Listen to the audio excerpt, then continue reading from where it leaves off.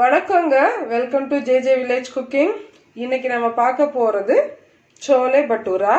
So first அதுக்கு நான் என்ன பண்ணியிருக்கேன்னா கொண்டைக்கடலையை ஊற வச்சுருக்கேன்.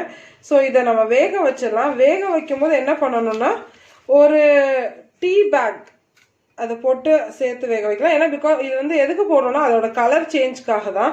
அது இஷ்டம் இருந்தால் போட்டுக்கலாம், இல்லைன்னா கூட வேணாம், ஆப்ஷன் தான் இது. ஸோ இதை போட்டுட்டு இது கூட கொஞ்சம் உப்பு போட்டு நான் இப்போ வேக வைக்க போகிறேன். ஓகேங்க, நம்ம வந்து இப்போ சோலை, அதாவது நம்ம கொண்டைக்கடலை செய்கிறதுக்கான தேவையான பொருட்கள் பார்த்துடலாம். நான் வந்து வெங்காயம், மீடியம் சைஸ் வெங்காயம் 2 நறுக்கி வச்சுருக்கேன், கொஞ்சம் பொடியாக நறுக்கி வச்சுருக்கேன். அப்புறம் தக்காளி ஒரு 2 தக்காளி பெரிய சைஸாக எடுத்து அதை அரைச்சி வச்சுருக்கேன். ரொம்ப ஃபைன் பேஸ்ட் கிடையாது, கொஞ்சம் இதுவாக தான் அரைச்சி வச்சுருக்கேன். அடுத்து இதில் எல்லா ஸ்பைசஸும் இருக்குது, பட் நம்ம போட போகிறது சோம்பு, கொஞ்சம் ஜீரகம், பட்டை, ஏலக்காய், லவங்கம், இதுதான் நான் போட போகிறேன். அடுத்து ஜிஞ்சர் கார்லிக் பேஸ்ட்டு, கொஞ்சம் கரம் மசாலா, மஞ்சத்தூள், மிளகாத்தூள், மல்லித்தூள். ஓகேவா? ஸோ இதுதான் இதுக்கு தேவையான பொருட்கள். உப்பு, எண்ணெய், இதுதான் இதுக்கு தேவையான பொருட்கள். நம்ம எப்படி செய்யறோம்னு பார்த்துடலாம். ஓகே, இங்கே பாருங்க, நான் அடுப்பு பற்ற வச்சு மண் சட்டி வச்சுட்டேன். எப்போயும் மண் சட்டி சூடாகிறதுக்கு கொஞ்சம் லேட் ஆகும். ஸோ மண் சட்டி சூடு ஆகட்டும். கொஞ்சம் லைட்டாக சூடு ஆனதுக்கப்புறம் நம்ம அடுத்தடுத்து எல்லாத்தையும் ஸ்டார்ட் பண்ணலாம். எண்ணெய் ஊற்றிட்டேன். எண்ணெய் வந்து சுட ஆரம்பிச்சிருச்சு பாருங்க. ஸோ நான் இப்போ என்ன பண்ணுறேன்னா ஃபஸ்ட்டு வந்து பட்டை போடுறேன், ஒரு 2 ஏலக்காய் போடுறேன், கிராம்பு ஒரு 4-5 போடுறேன். நான் இதில் ஸ்பைசஸ் இவ்வளோ தான் ஆட் பண்ணுறேன், ஏன்னா கொஞ்சம் கரம் மசாலா போடுறதுனால இவ்வளோ தான் ஸ்பைசஸ் போடுறேன். கொஞ்சம் சோம்பு ஒரு 1/2 டீஸ்பூன். ஓகே, போட்டாச்சு. அது நல்லா பொரியட்டும். இப்போ அடுத்து என்ன பண்ண போகிறோம்னா வெங்காயம், நம்ம நறுக்கி வச்சுருக்க வெங்காயம்.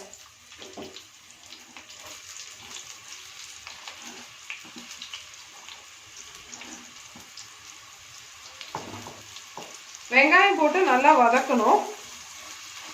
இந்த வெங்காயம் வந்து கொஞ்சம் நல்லா ப்ரௌனாக வரணும். ஓகே, இங்கே பாருங்க, கொஞ்சம் வதங்கிட்டே இருக்கு. இப்போ வெங்காயம் ஒரு ஹாஃப் குக் ஆயிடுச்சு. நான் இந்த நேரத்தில் சீரகத்தை லைட்டாக தேய்ச்சிட்டு போடுறேன். சீரகத்தை போட்டுட்டு நல்லா கிண்டி விடுறேன். இன்னும் நல்லா வெங்காயம் ப்ரௌன் ஆகணும், அதுக்கு வெயிட் பண்ணலாம். ஓகே, இங்கே பாருங்க, கொஞ்சம் ஓரளவுக்கு நல்லா ப்ரௌனாக வதங்கிருச்சு. இந்த நேரத்தில் நம்ம என்ன பண்ணலாம்னா கொஞ்சம் ஜிஞ்சர் கார்லிக் பேஸ்ட் போட்டுக்கலாம்.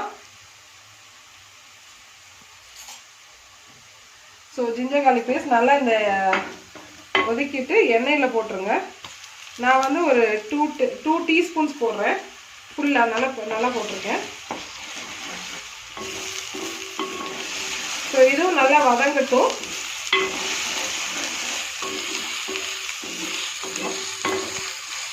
ஓகே,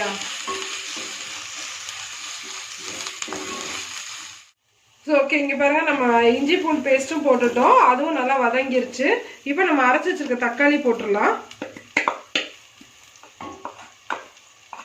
இந்த தக்காளியும் நல்லா வரைக்கும். நீங்கள் உங்களுக்கு ஓகே இஷ்டம் இருந்தால் நீங்கள் வெங்காயத்தையுமே அரைச்சி போட்டுக்கலாம். அரைச்சி இதே ப்ரொசீஜரில் அதுவும் கொஞ்சம் நல்லா அந்த எண்ணெய் விட்டு வர்ற வரைக்கும் வெங்காயத்தையுமே அரைச்சி வதக்கிக்கலாம். நான் வெங்காயத்தை அரைக்கல, தக்காளி மட்டும்தான் அரைச்சி போட்டிருக்கேன். ஸோ இதுவும் நல்லா வதங்கி அந்த எண்ணெய் வெளியே வரட்டும்.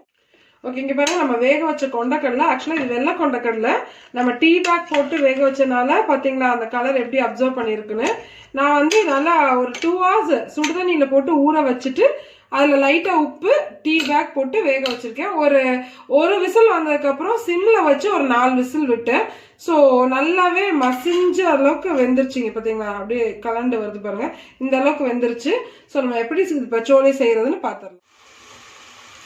ஸோ இங்கே பாருங்க, இப்போ நம்ம தக்காளியும் நல்லா வதங்கிருச்சு. நம்ம போட்ட பேஸ்ட்டு வதங்கி நல்லா மிக்ஸ் ஆயிடுச்சு பாருங்க. ஸோ இந்த நேரத்தில் என்ன பண்ணுறதுன்னா நம்ம கொஞ்சம் மஞ்சத்தூள் போட்டுக்கலாம். சும்மா ஒரு 1/4 ஸ்பூன் போட்டுக்கோங்க. அடுத்து மிளகாத்தூள் வந்து நம்ம காரத்துக்கு ஏற்ற மாதிரி தாங்க. ஸோ நான் வந்து ஒரு 2 ஸ்பூன்ஸ் போடுறேன். 2 கூட இல்லை, ஏன்னா இது சின்ன டீஸ்பூன் தான், 3 ஸ்பூன்ஸ் போடுறேன். கொஞ்சம் தனியா பவுடர் ஒரு 1 ஸ்பூன், 1.5 ஸ்பூன்ஸ் போடுறேன், ஏன்னா கொஞ்சம் கிரேவி திக்னஸ் கிடைக்கும். அதுக்கப்புறம் கொஞ்சம் கரம் மசாலா, அது ஒரு 3/4 டீஸ்பூன்ஸ் இருக்குங்க. ஸோ இதெல்லாம் போட்டு நல்லா மிக்ஸ் பண்ணிடுறோம். மிக்ஸ் பண்ண உடனே அந்த ரொம்ப நேரம் எப்பவுமே எண்ணெயில் வதக்கிடாதீங்க, ஏன்னா அந்த மசாலாவோட கலர் ரொம்ப சேஞ்ச் ஆயிரும். ஸோ இப்போ நம்ம வந்து நம்ம வேக வச்சிருக்க சென்னாவை போடலாம்.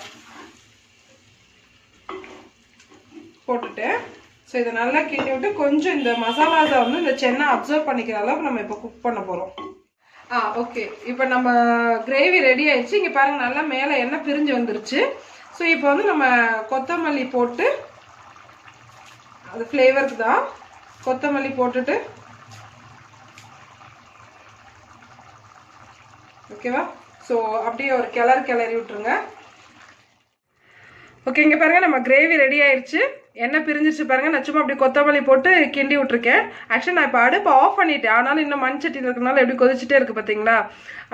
கண்டிப்பாக நீங்கள் இதை ட்ரை பண்ணி பாருங்கள். ரொம்பவே யம்மியாக இருக்கும். இது சப்பாத்தி, நம்ம நார்மல் பூரி, ஈவன் ரசம் சாதம் கொஞ்சம் திக்காக்கிட்டிங்கன்னா ரசம் சாதத்துக்குலாம் ரொம்பவே யம்மியாக இருக்கும். தோசைக்கு கூட ரொம்ப நல்லாயிருக்கும். ட்ரை பண்ணி பாருங்கள். ட்ரை பண்ணிவிட்டு கண்டிப்பாக லைக் பண்ணுங்கள், ஷேர் பண்ணுங்கள். இன்னும் நம்ம சேனலை சப்ஸ்கிரைப் பண்ணாதவங்க சப்ஸ்கிரைப் பண்ணிக்கோங்க.